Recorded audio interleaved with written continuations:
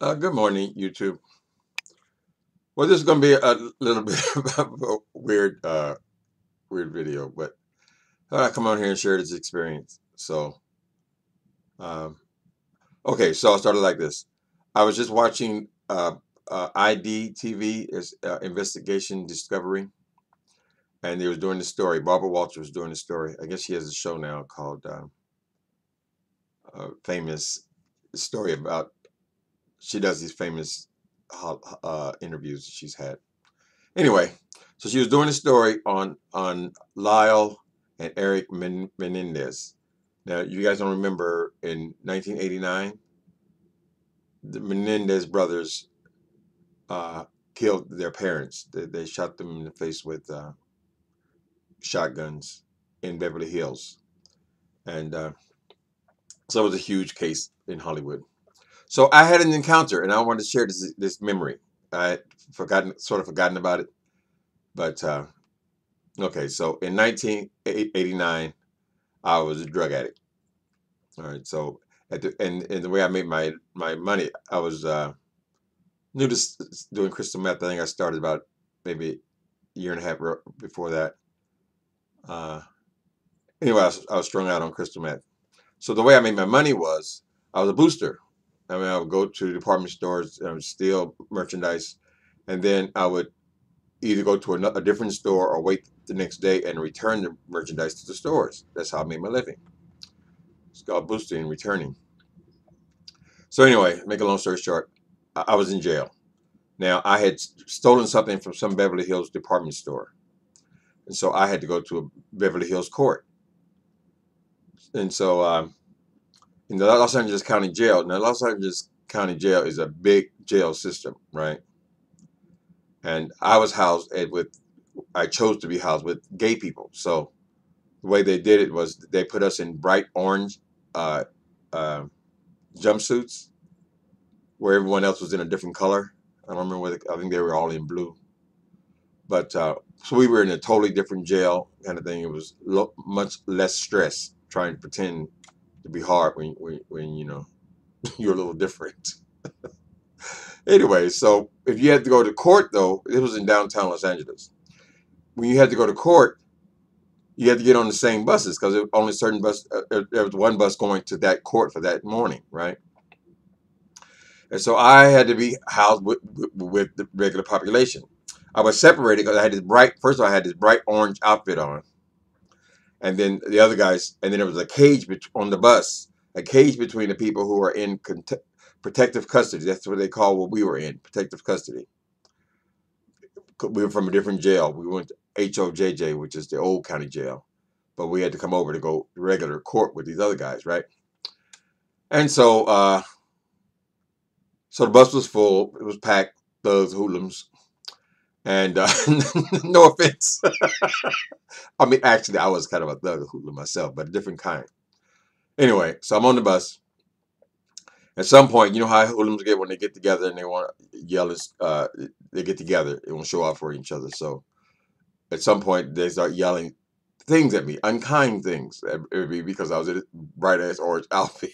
So the standard stuff, F words and you want to do this, you want to suck, whatever.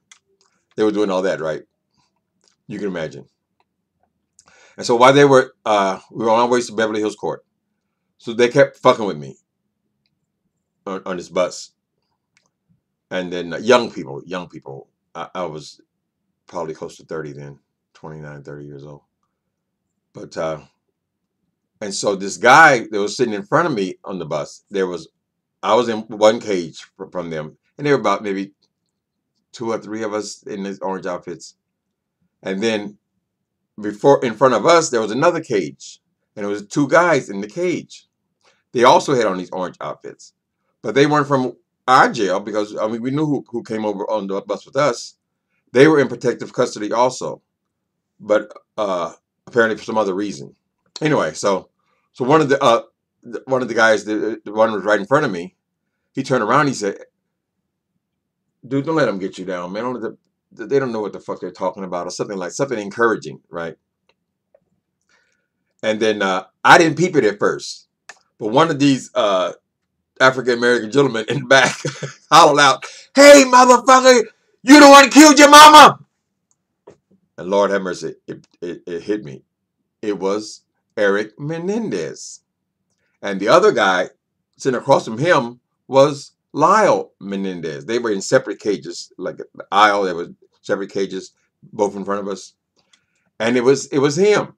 And he had kind words for me. But of course, now after that, everything, all the energy turned to them. So this was a big, huge case in California at the time. And then I even saw. Well, here's what reminded me of it, because I was watching this thing on Barbara Walters, and they had them in these Armani suits, and I remember those suits. So the clip she just showed of them on the way to court in it was 90 or 91. Because I arrived in San Quentin in 91, so it had to be around there, 1990 or 91. It was the first trial. They had those suits, and it all came back to me. The whole memory came back to me.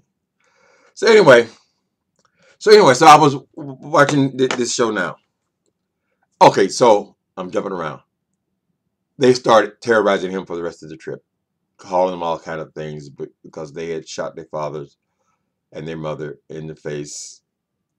And they went on on these European shopping sprees, and they bought Porsches. And it was just, I don't know if you guys remember the case or not. Anyway, so in this thing right here, Barbara Walters is talking about, and they were showing these guys being interviewed. First of all, he was a fine guy. And so when he turned around and looked at me, because people don't do shit like that in jail. There's no reason to. You know, we're all used to being terrorized in jail. Fortunately, we were separated, so there was no real physical threat.